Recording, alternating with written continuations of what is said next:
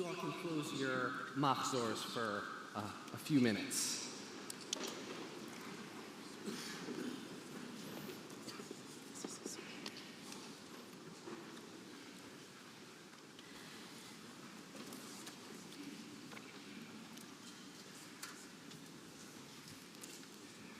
This is a sermon about hope, although to be fully honest, I am not feeling very hopeful right now.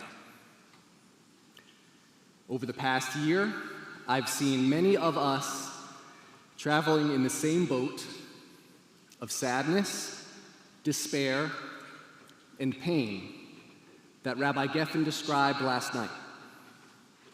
Floating along, not sure where we're going, barely able to see beyond the heavy fog of each day's news updates and lack thereof.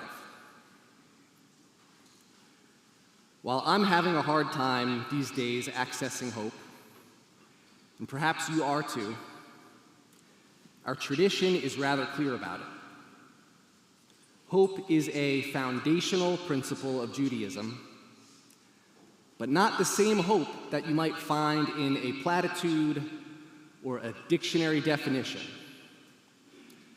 Jewish hope is not blind optimism, nor is it ignoring difficult realities. Rather, hope in the Jewish tradition is aligned with the definition from the American Psychology Association's past president, Dr. Thelma Bryant, who says, hope is not a denial of what is, but a belief that the current situation is not all that can be. You can recognize that something's wrong, but also that it's not the end of the story. This is the exact kind of hope that we encounter in classical Jewish texts. One that acknowledges the painful and difficult present and also holds on to the fact that this is not the end of the story. When you look at the 100 or so times that hope appears in the Hebrew Bible altogether, the trend is not towards rainbows and butterflies. Hope appears most frequently in the words of the Psalms, when the narrator cries out to God from a pit of fear. Hope appears in the book of Job, when one individual experiences unfathomable suffering. Hope is on the patriarch Jacob's deathbed. Hope is in a desolate and crumbling Jerusalem in the book of Lamentations. Over the summer, I compared hope to a life raft, something that you cling to out of necessity. But the more I've looked at these sources, I've changed metaphors. In Jewish texts, hope is more of a lighthouse, a possibility on the horizon while we are still enduring a stormy sea of loss and uncertainty. It might be more or less visible, depending on the day, depending on the fog, but the possibility of a better future is there, out in the distance, as fundamental as any other idea, custom, or practice in Judaism. Hope is born in desperate circumstances as a vision with a promise that when we cultivate hope in our belief systems and our behaviors, another world is possible. While the lighthouse is just barely visible off in the distance, though, we must deal with the world in which we currently live and acknowledge the pain, the brokenness, and the destruction that still defines our reality. This past year was not the only time in Jewish history that we've cried out for Israel. In the book of Lamentations, which narrates Jewish collective mourning after the destruction of the first temple in Jerusalem, we read the author's words of absolute grief. I am the man who has known only affliction. God drove me in complete darkness, wore away my flesh, and shattered my bones. All around me, God has built misery and hardship, walled me in, filled me with bitterness, and ground me into dust. But then we read, Yitain ba'afar pihu, ulai yesh tikva. Let him put his mouth to the dust. There may yet be hope. Putting your mouth to the ground is an ancient form of lament, of outwardly performing the pain we feel on the inside.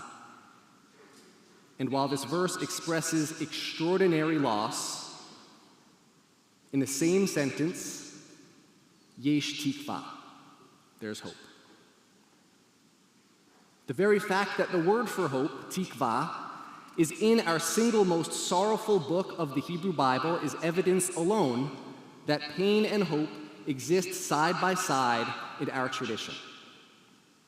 Put your mouth to the ground as you grieve, and yet there may be hope. In the same breath, with dust in our teeth, we still look for that glimmer of hope that tells us that a Jerusalem in rubble is not the end of the story. On October 7th, 2023, and the days since, Israelis and the Jewish people have experienced this kind of collective mourning. We have known affliction and darkness. Our bones have been shattered. The epicenter of misery and hardship was in the south of Israel, but has rippled outward around the globe. We have been walled in by generational conflict, made bitter by the world's misperception of the Jewish state, and most of all, ground to dust as we continue to remember those who were killed or captured on October 7th and every day since. We are at a point of suffering still. Our present-day Jerusalem torn apart by violence and war.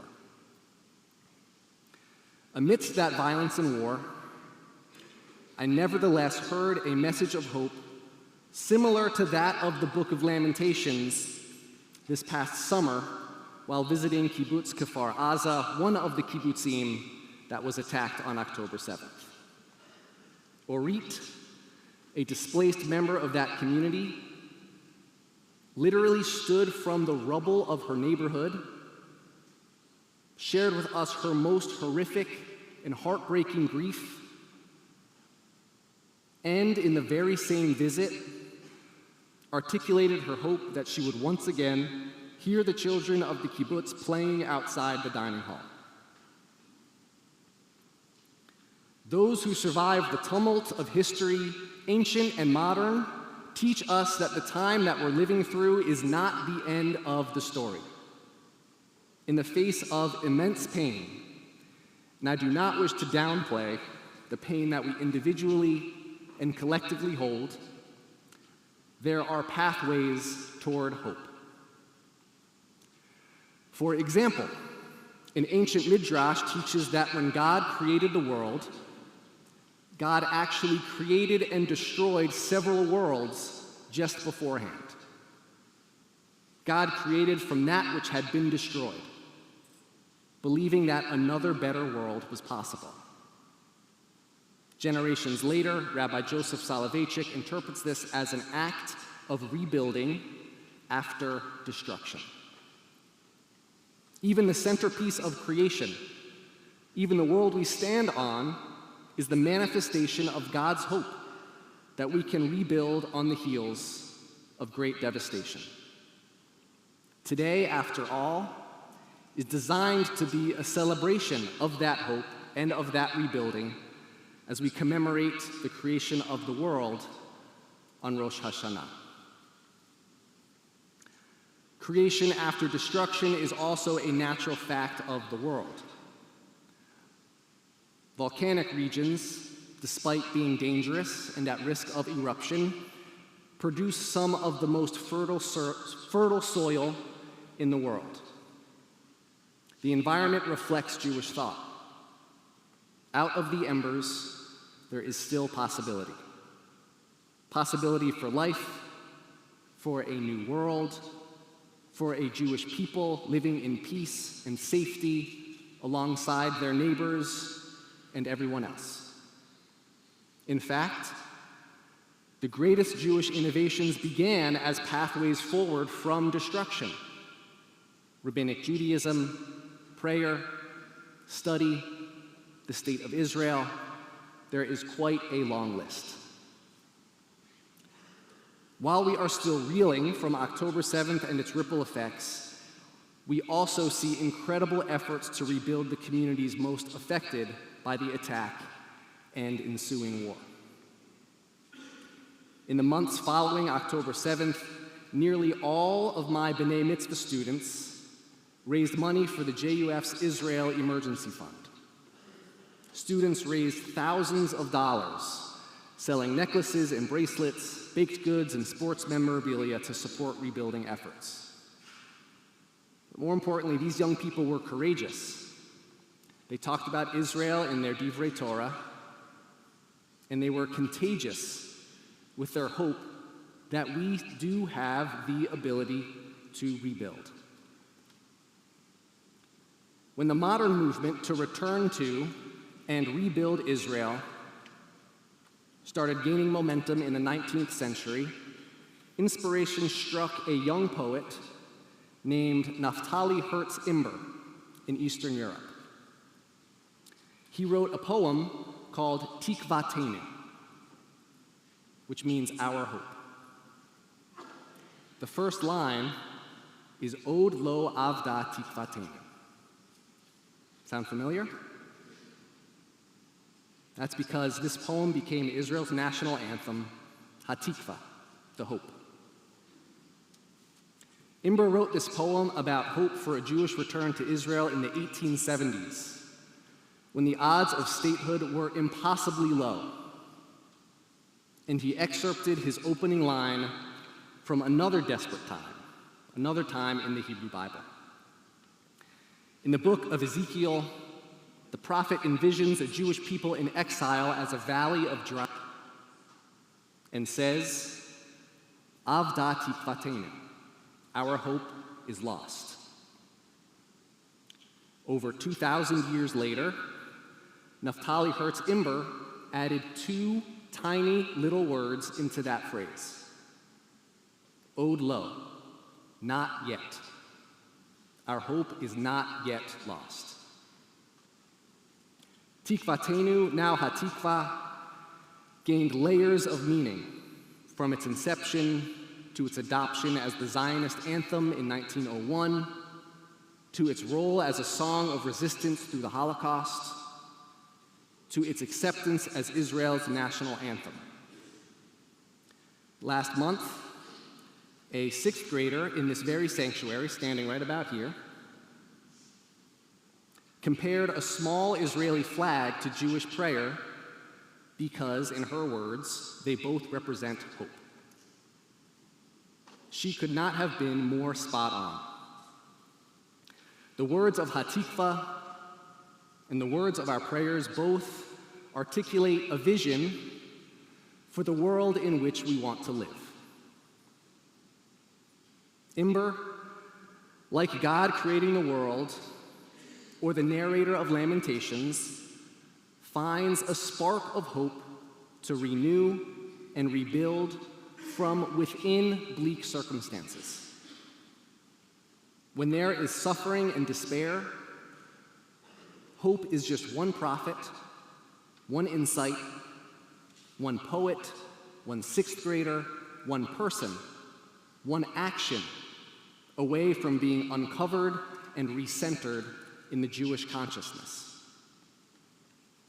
And when we uncover and recenter just a little bit of that hope, perhaps we can start to see through the fog where there is still a lighthouse beaming with possibility, guiding us as we navigate uncharted waters, helping us reach our next destination safely.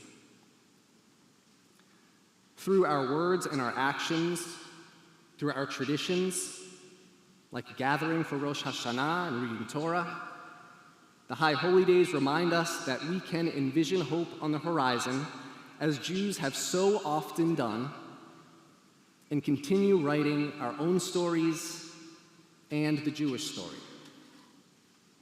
That's kind of the point of these holidays, isn't it? That our individual lives in Jewish civilization is not over. That the last chapters we lived through do not define us forever. That we can always become a little bit more of the people we know we can be, bring a relationship a little closer to what it is at its very best, and get a little bit closer to the world that we want to see. That we can rebuild from that which fell apart the year before. This is the kind of hope that we need, one that acknowledges the painful and uncertain present, one that our people have cultivated over millennia of resilience, one that enlivens our past and motivates us toward our future. We need the kind of hope that empowers the Jewish people to repair that which has been broken, to create from that which has been destroyed. The kind of hope that reminds us there is more to the story, that another way is possible, shining on the horizon if yet unrealized, and the journey there might be choppy, but it's one that we take together. On Rosh Hashanah, we usually say, L'shana tova tikvateinu. May you be written for a good year. This year, it feels more appropriate to me to say, Shana tova l'tikvateinu. May it be a good year for our hope.